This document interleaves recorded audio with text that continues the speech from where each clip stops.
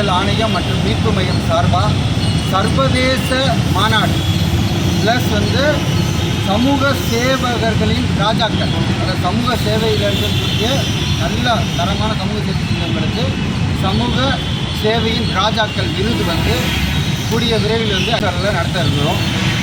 இது உலக நாடுகளாக கிட்டத்தட்ட பார்த்திங்கன்னா ஐக்கிய நாடு சபையால் அங்கீகரிக்கப்பட்ட அனைத்து நாடுகளுக்குமே 195 நாடுகளுக்கும் நாங்கள் இந்த அழைப்பை கொடுக்குறோம். எல்லா நாடுகள்லேருந்தும் பார்ட்டிசிபெண்ட்ஸ் கலந்துக்குருவாங்கன்னு சொல்லிட்டு நாங்கள் ஒரு 1000 பேரை எதிர்பார்க்குறோம். இந்த மாநாட்டுக்கு 1000 பேர் வருவாங்கன்னு சொல்லிட்டு விருது வாங்கும் நிகழ்ச்சியில் 1000 பேர் கலந்துக்குருவாங்கன்னு நாங்கள் எதிர்பார்க்குறோம்.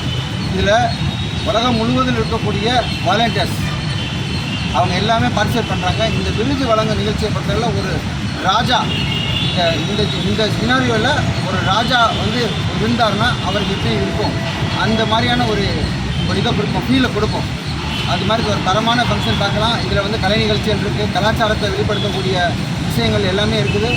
காலை நிகழ்ச்சி கான்ஃபரன்ஸோடு ஆரம்பிக்குது. 2 செட் ஆஃப் கான்ஃபரன்ஸ் நடத்துகிறோம். இன்டர்நேஷ்னல் கான்ஃபரன்ஸில் காலையில் 10லேருந்து 12 மணிக்கு 2 செஷன், அதுக்கப்புறம் 2லேருந்து 4 மணிக்கு ஒரு செஷனு, அதுக்கப்புறம் 6லேருந்து 11 மணி வரைக்கும் அவார்டு ஃபங்க்ஷன் இருக்குதுன்னு. இந்த நிகழ்ச்சி உலகளாவிய லெவலில் பார்த்திங்கன்னா ரொம்ப எதிர்பார்ப்பை கொடுக்கக்கூடிய நிகழ்ச்சியாக இருக்குது. காரணம் என்னன்னு கேட்டிங்கன்னா இன்றைக்கி அவேர்னஸ்ங்கிறது ரொம்ப கம்மியாக இருக்குது. இந்த அவேர்னஸை அதிகப்படுத்தணும். மனித உரிமைனா என்ன அப்படிங்கிற ஒரு அண்டர்ஸ்டாண்டிங் வரட்டும் அப்படிங்கிறதுக்காக இந்த ஒரு முக்கிய நிகழ்ச்சி சென்னையை திட்டமிட்டு பண்ணிகிட்ருக்கோம். நார்மலாக பார்த்திங்கன்னா இந்த உலக மனித உரிமை ஆணையம் மற்றும் மீட்பு மையம் சார்பாக எல்லா ரீஜன்லையும் நடத்திட்டு இருந்திருக்கோம். இந்த அவார்டு ஃபங்க்ஷன் எல்லாம் அங்கங்கே குட்டிகிட்டே நடத்துவோம், எல்லா நாட்டுகளையும் நடத்தியிருக்கோம். ஆனால் ஃபஸ்ட் டைம் எல்லா நாடுகளோட வாலண்டியர்ஸ், எல்லா நாடுகளோட நிர்வாகிகளும் சேர்ந்து இந்த ஒரு மாநாட்டை இன்டர்நேஷ்னல் கான்ஃபரன்ஸ் ப்ளஸ் அவார்டு ஃபங்க்ஷனை ஒன் ஷாட்டாக நடத்துகிறோம்.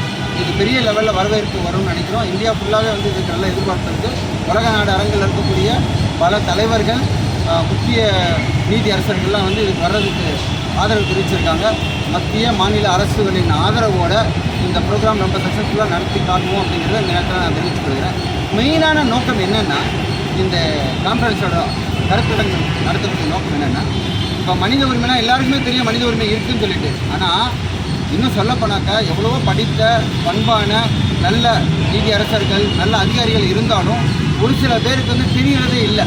அதாவது என்ன தெரிறது இல்லைனாக்கா அந்த மனித உரிமையோட பேசிக் அந்த சென்ஸ் தெரிறதில்லை. அதனால தான் மனித உரிமை மீறல் சம்பவங்கள் அங்கங்கே நடந்துகிட்ருக்கு.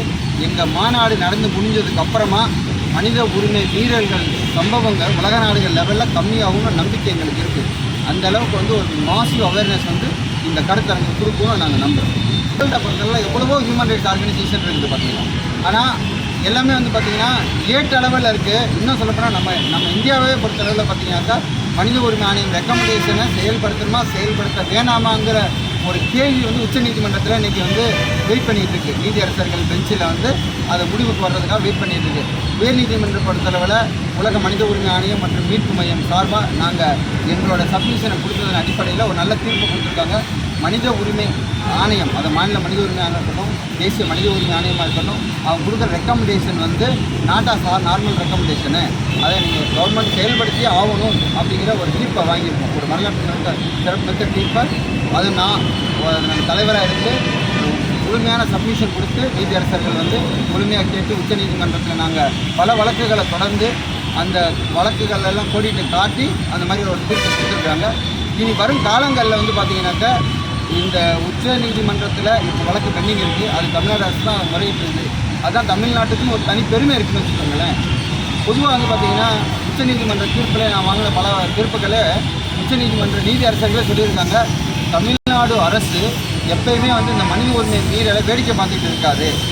அவங்க அந்த ஹியூமன் ரைட்ஸ் ப்ரொடெக்ஷனை பொறுத்தளவில் they're given clear message to protect the human rights. அது மாதிரி இருக்கும்போது எப்படி இந்த மாதிரி சட்டக்கல்லூரி பிரச்சனைகள் ஹைகோர்ட்டில் உயர்நீதிமன்றத்தில் இந்த மாதிரி சட்டத்தெல்லாம் நடந்துச்சுன்னு எங்களுக்கு தெரியல அப்படின்னு சொல்லிட்டு நான் தொடர்ந்து அந்த சட்டக்கல்லூரி மாணவர்கள் வழக்காக இருக்கட்டும், உயர்நீதிமன்ற வழக்காக இருக்கட்டும் எல்லாத்தையும் சொல்லியிருக்காங்க. அந்தளவுக்கு தமிழ்நாடு அரசு மேலே நீதி அரசர்களே நம்பிக்கை வச்சுருக்காங்க.